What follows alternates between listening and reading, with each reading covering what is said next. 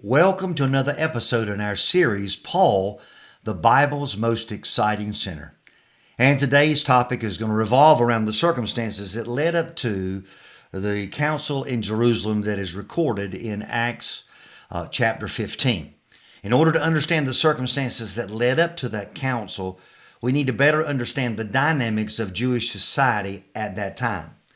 If you remember, Jesus had three disciples that seemingly were closer to him than the others: Peter the Zealot, John the Beloved, and James the son of Zebedee. After Christ's ascension to heaven, maybe 6 to 8 years after that, James the son of Zebedee was executed by King Agrippa I. And so James, the brother of Jesus, assumed his place in that leadership trio over the Jerusalem church. So you would think a church led by the preacher of the day of Pentecost, where thousands are saved, and the beloved disciple and the brother of Jesus would certainly be a unified church in harmony of one heart, one spirit, one mind. But if you thought that, you'd be wrong. History tells us that the Jewish people, followers of Christ and non-followers of Christ, Jewish society was deeply divided in a multiplicity of ways. This is Josephus. He was a Jewish aristocrat. He was of royal and priestly lineage. He was a general in the Jewish army against the Romans for multiple years until 70 AD when he defected to the Roman side, even advising Titus in the destruction of Jerusalem in 70 AD. We know of him because of his writings about the Jewish people and their history. In his writings, he details the different parties, the different groups, the different movements, messianic, prophetic, multiple leaders who all each claimed that they exclusively knew what God was doing and had insight into what God was going to do. And any other group or leader that disagreed with them, of course, was their enemy and therefore considered heretical. Jewish society as a whole, the people became blindly loyal to different groups and different leaders, and the society was polarized into all those different cells. To best illustrate the division among Jewish society, I could look at what Josephus says about the Jewish people in the last months and weeks of the Jewish-Roman War. When he says that the Romans crucified so many Jews that they ran out of wood upon which to crucify the Jews. Yet at the same time, more Jews were dying at the hands of Jews than they were at the hands of Romans. That was the kind of world. Now, certainly it climaxed in 70 AD, but that didn't happen in a vacuum. That was the consequence of a process of a society moving through time. Now, Paul and Barnabas, in that type of divided society, went on a missionary journey that went from approximately 46 to 48 AD. After they finished their missionary journey, the first one, they returned to the church in Antioch to give a report. When they got there, either Peter was already there or Peter arrived shortly thereafter. Whatever reason, they're all there together, and the Bible tells us that Peter and Paul had a pretty big public disagreement. You could call it a confrontation, you might say.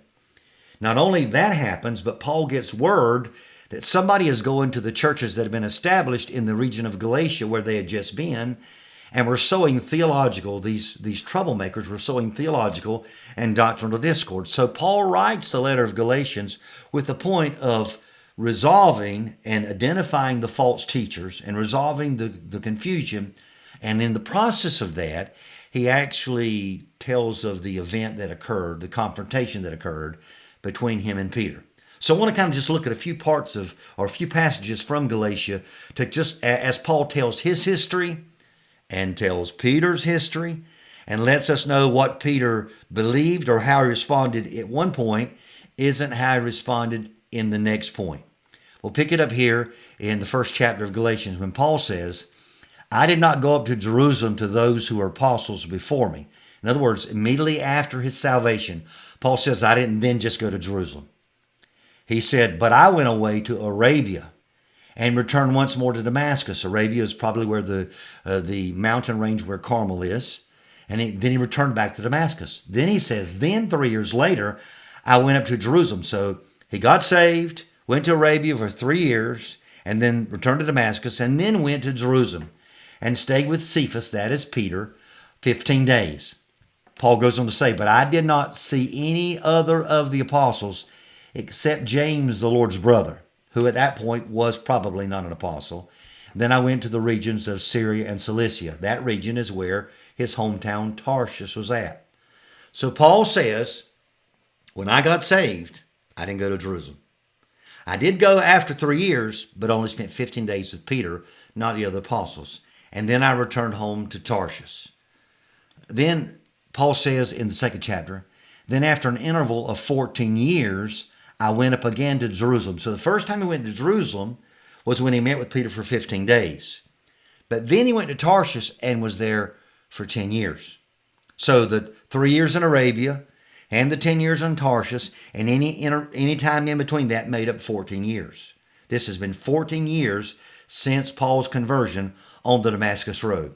Then after an interval of 14 years, he says, I went up again to Jerusalem with Barnabas, taking Titus along also.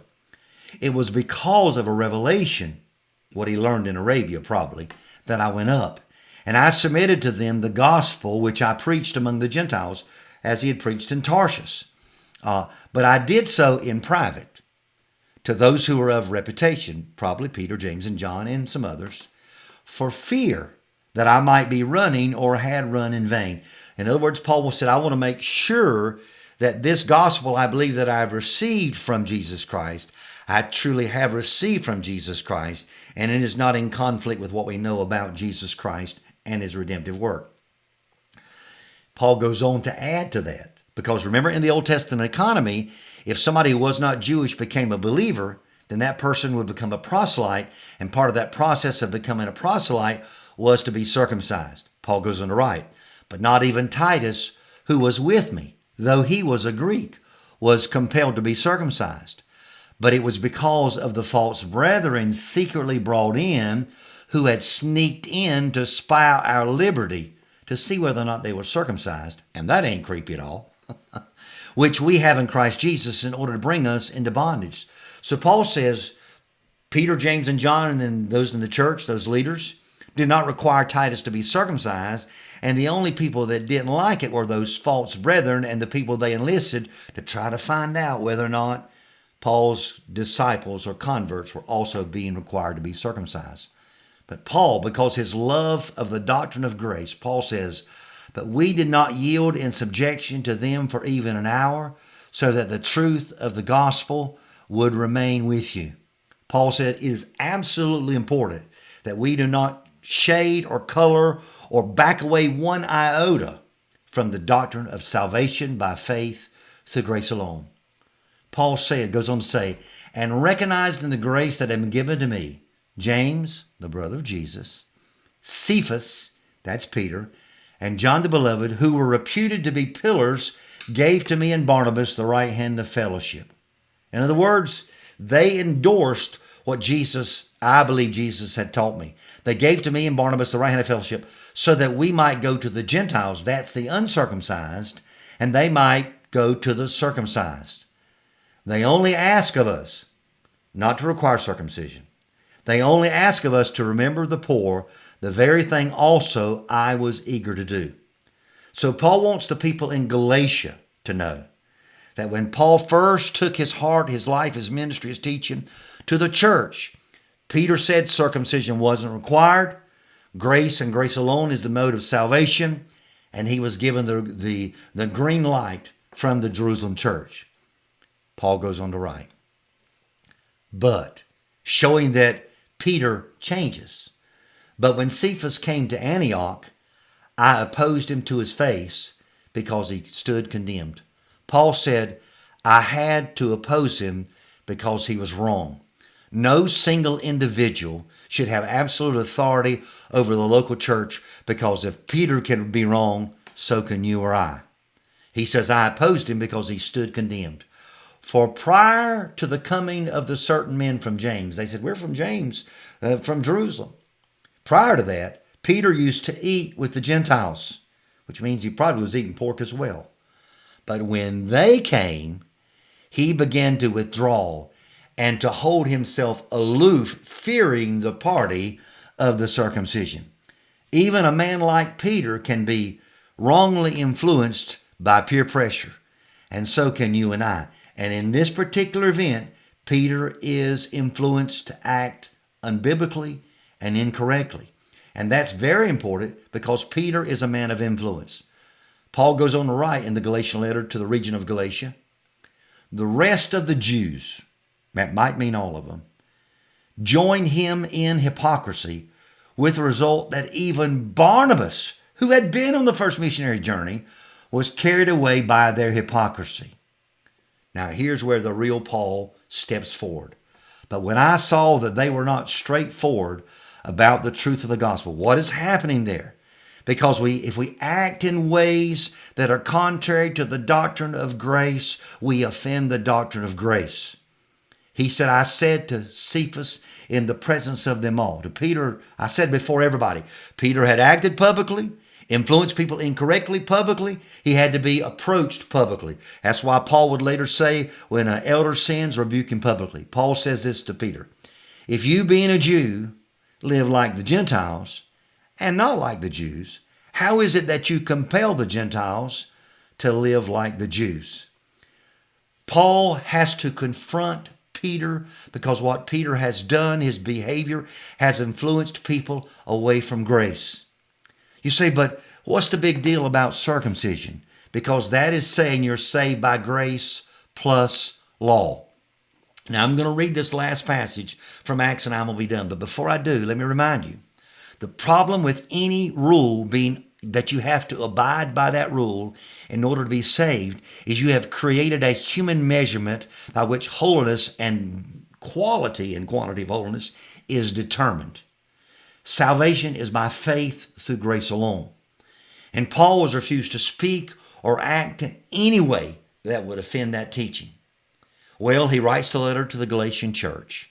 The elders in the Antioch church realized this division between the Jews and Peter, which is a group, and Paul, that group includes Barnabas, and Paul, that they needed to go to Jerusalem and sort this out and resolve the issue.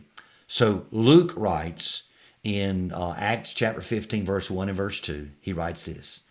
Some men came down from Judea. They're the same men that Paul referred to in the Galatian letter, and began teaching the brethren, unless you're circumcised according to the custom of Moses, you cannot be saved. There are multiple levels and dimensions of how erroneous that teaching is. One, which is probably the greater one, is if circumcision is necessary, how then can a woman be saved? Paul's not going to back away from grace. And when Paul and Barnabas, this is what Luke writes, and when Paul and Barnabas had great dissension and debate with them, the brethren, the leadership, the elders, determined that Paul's letting them tell him what to do. Why? Elders are one among equals, not one over equals.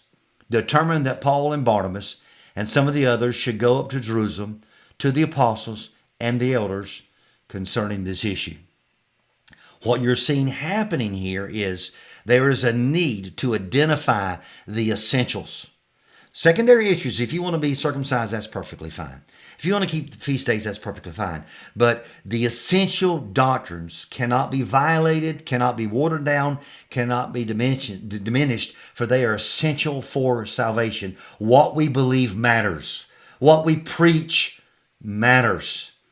We can't, I should say, major in the minors, but we absolutely have to major in the majors. And that is exactly what the Jerusalem Council is all about, because ultimately what it does is it teaches this principle I've often used and often quoted.